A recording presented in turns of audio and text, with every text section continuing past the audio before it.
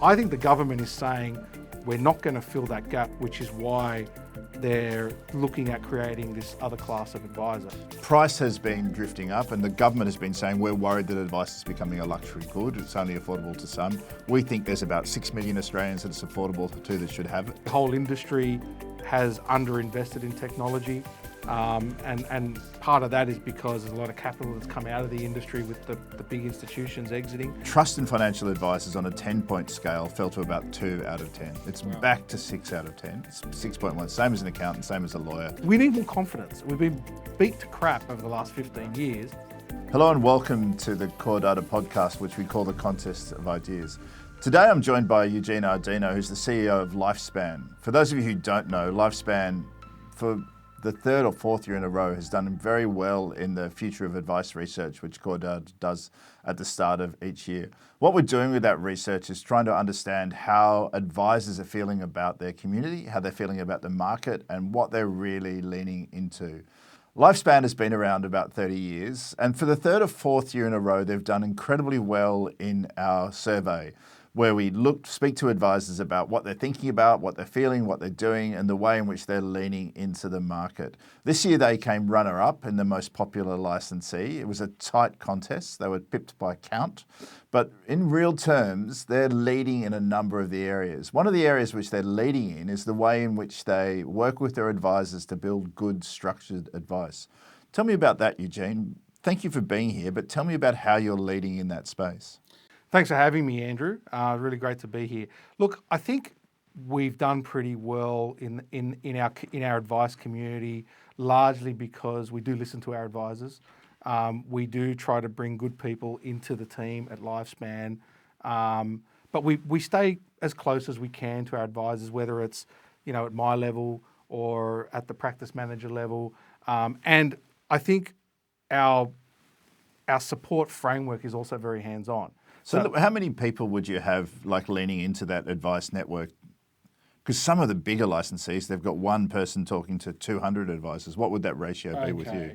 Well, we've got five practice managers in the team. Yeah. But then we've also got an advisor support team of, depending on if you count research and compliance and technical, it's about 15.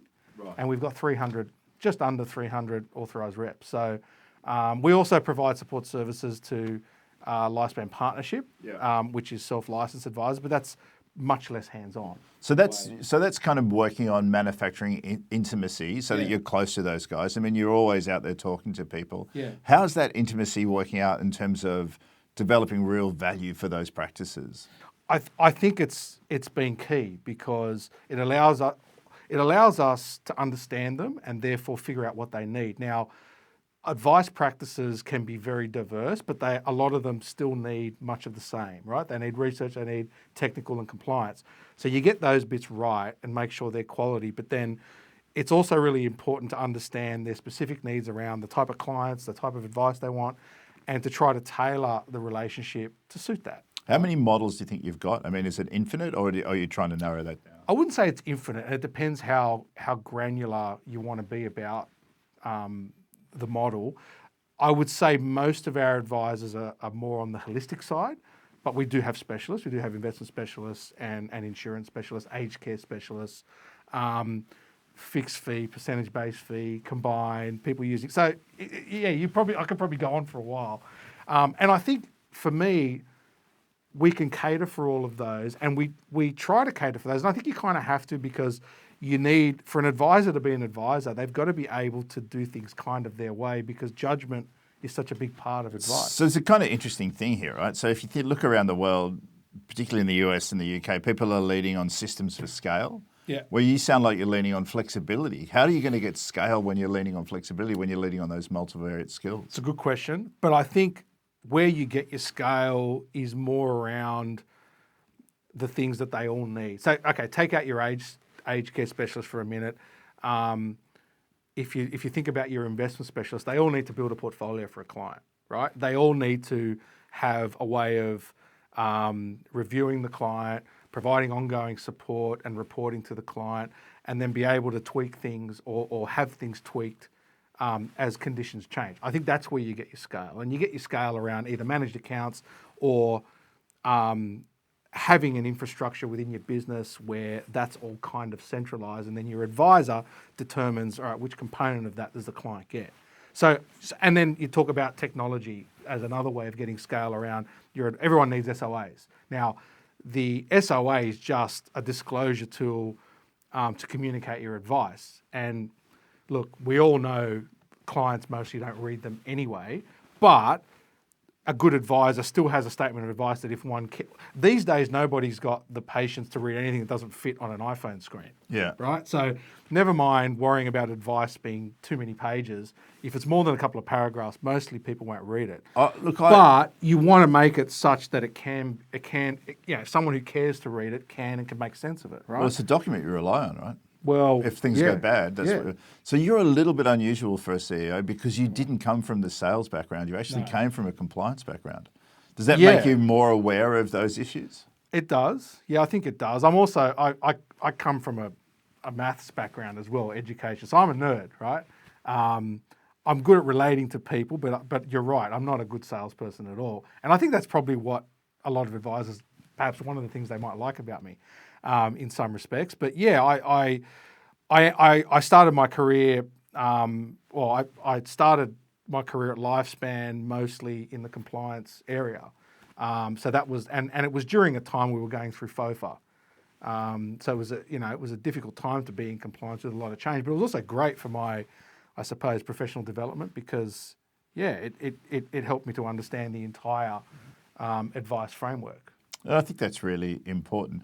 Look, as a maths person, you would understand that we're kind of halfway through the baby boom. In fact, like December this year, we hit the kind of peak, the apex of that population curve. And we haven't been a natural importer of people because of COVID, so that's stopped for a while. It's building up again soon, which I think is important for the country. But the second half of the people retiring, they're retiring richer because they've been working longer through, a long positive economic cycle. They're retiring because they're richer, they've got more complexity.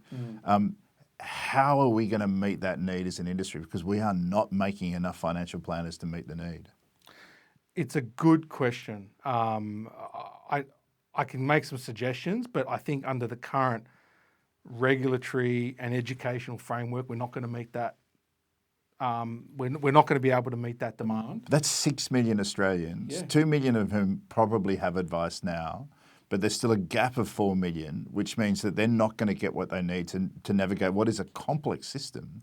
So, and we know from the research we do at CoreData that advice changes security, changes outcomes, makes people richer, happier, and much more confident.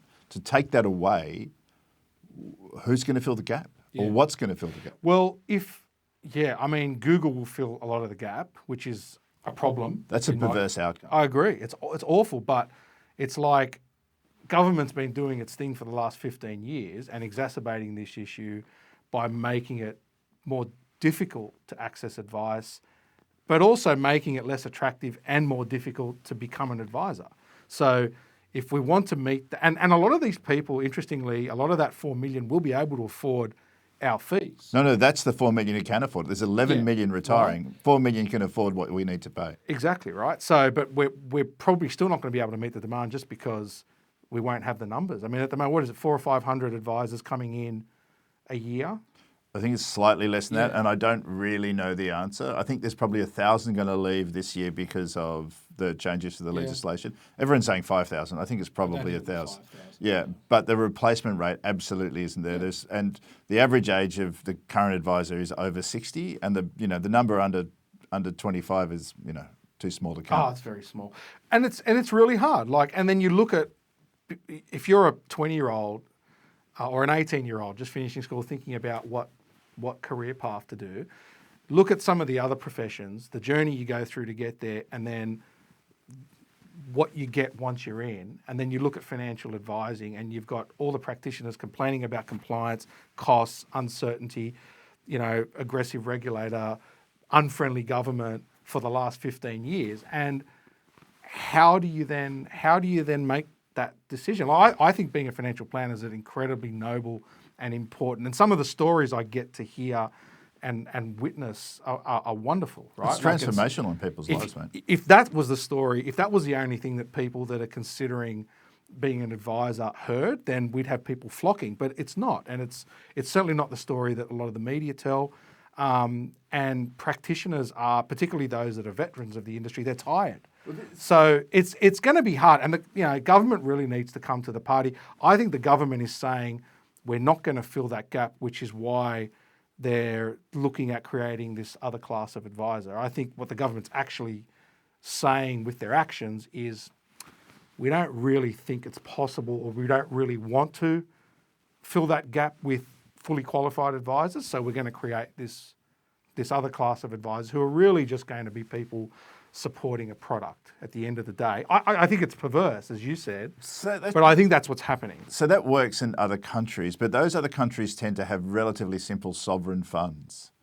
And we don't have them. We have a number of enormous funds, very successful, wonderful funds, but they're not sovereign funds. And the choice between them is clear.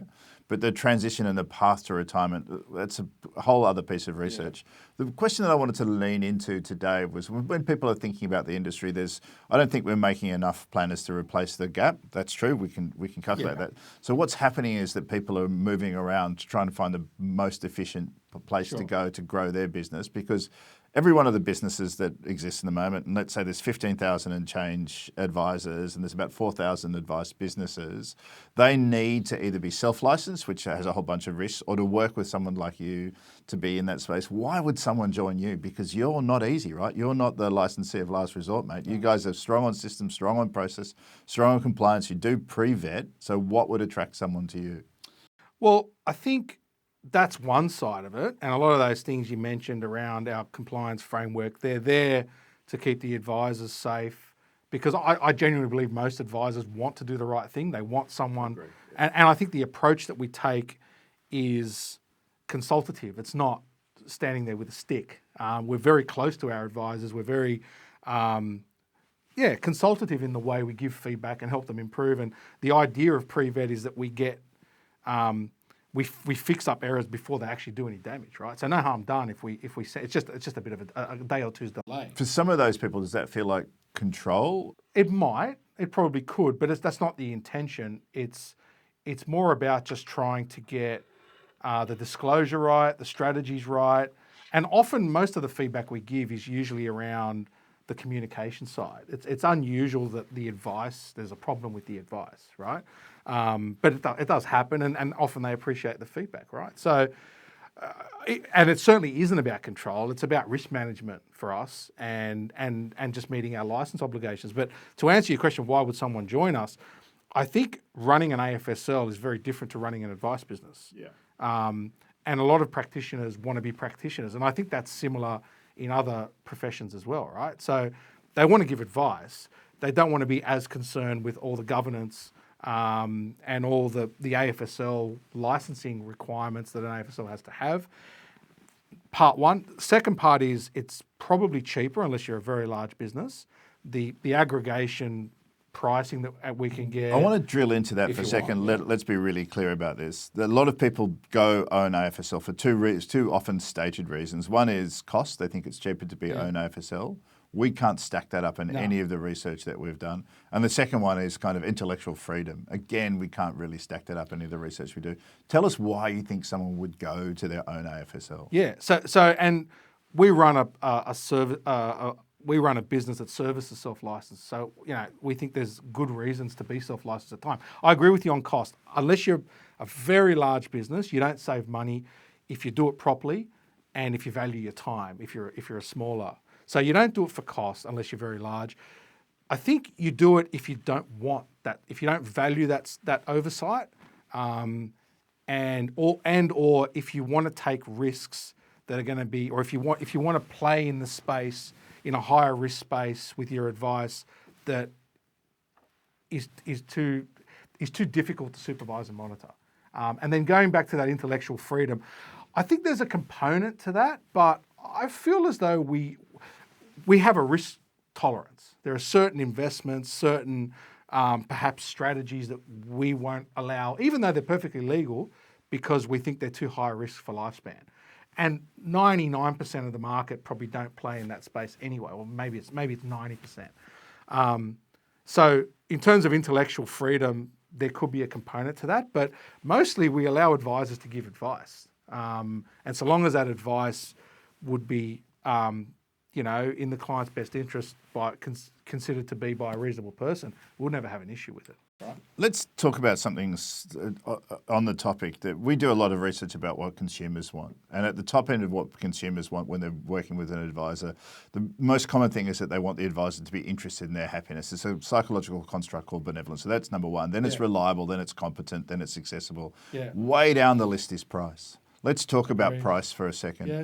Price has been drifting up, and the government has been saying we're worried that advice is becoming a luxury good. It's only affordable to some. We think there's about 6 million Australians that it's affordable to that should have it, and it will transform their lives.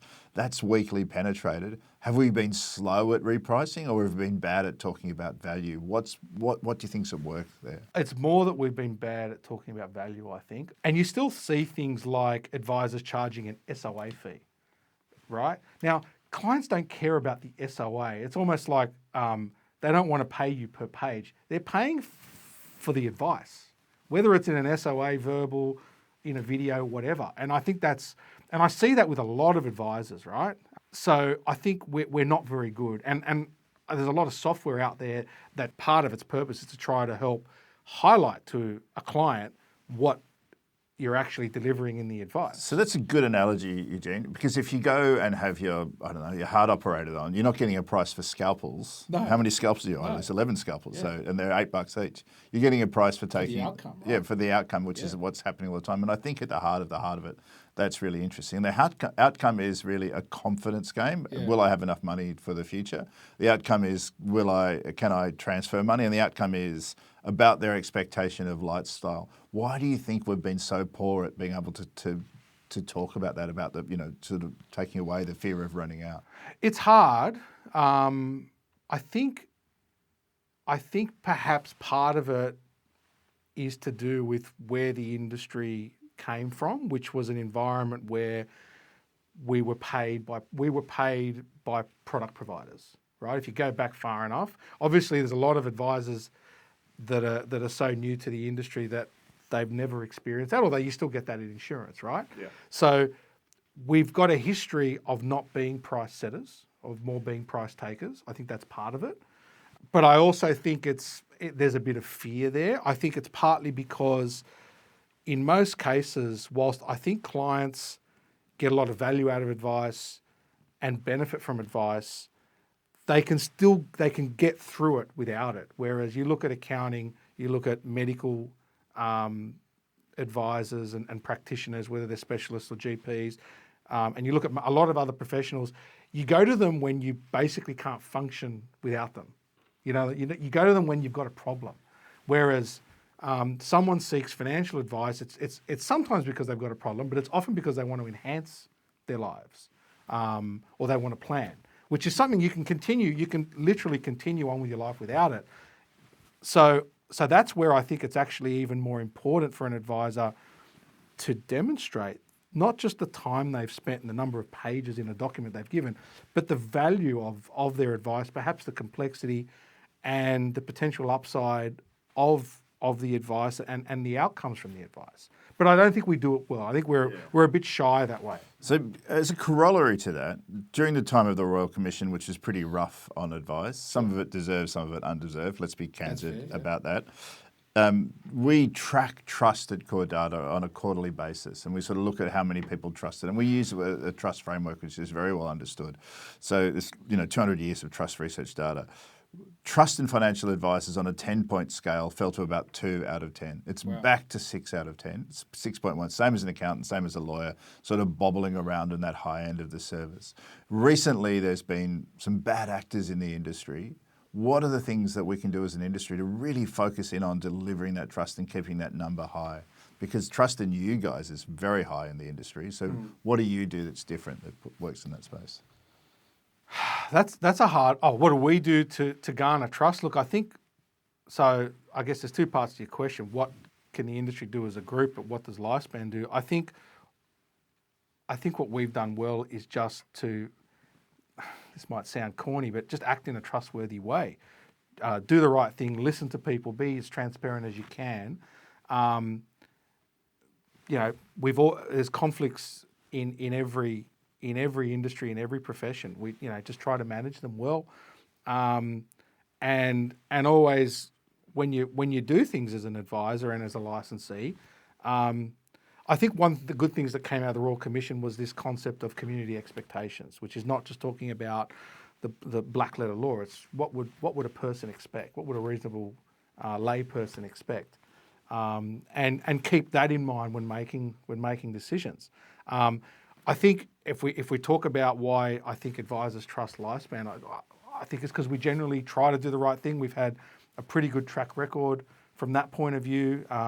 30 years, I can't think of anything. I mean, I've been around at least as long as Yeah. Yeah, no, we are pretty conservative. We don't take big risks, whether it be like with our business decisions, but also in the sort of advice that we're comfortable partnering with advisors to provide. With our approved product list, we don't have any. There's a lot of asset classes that we don't dabble in. So no Gold Coast property development? No islands that No islands or bridges, mate, that you can buy. Let's get to the final thing I want to talk about. It's the next 5 years, Eugene. I mean, you guys are in good shape. You're in every time we do the survey, you're there or thereabouts. You've got the opportunity to sort of grow in this space. What does the next 5 years look like for you? Where do you want to grow and how do you want to grow? What's the kind of critical message that you want to send to the industry? Yeah, look, I mean, we're at a level of scale where we run a very viable business. We don't need to grow, but as we grow, but we want to grow because we think, the growth enables us to continue to invest, to continue to improve our offering. I think the whole industry has underinvested in technology, and part of that is because there's a lot of capital that's come out of the industry with the big institutions exiting. So that's an area that we need to focus a bit more on, and we've done a few things in that space. We're not going to become a tech company, but it's just about how we work with other technology groups, because that's where you get a lot of your leverage. Just drilling into that, in the UK, you're a licensee but also have advice networks inside the business. 22% of the advice businesses are now owned by private capital. Private capital's stalking Australia. Right. And everyone's trying to get closer to the advice margin because that's pretty big at the moment and is increasing as demand increases. Two questions there you can't say never. I mean, private capital will be around for the next decade. Sure. And you've been around 30 years. To fund the next stage of growth, would you take a partner? Would you be looking for that? Or are you going to do that from retained earnings? Probably from retained earnings. We get approached. We're not looking, we've generally grown organically.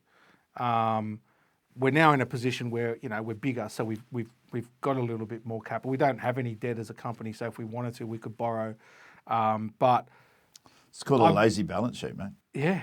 Okay. Yeah. You're a finance guy. It's a Southern Italian influence from my parents. I don't like debt very much.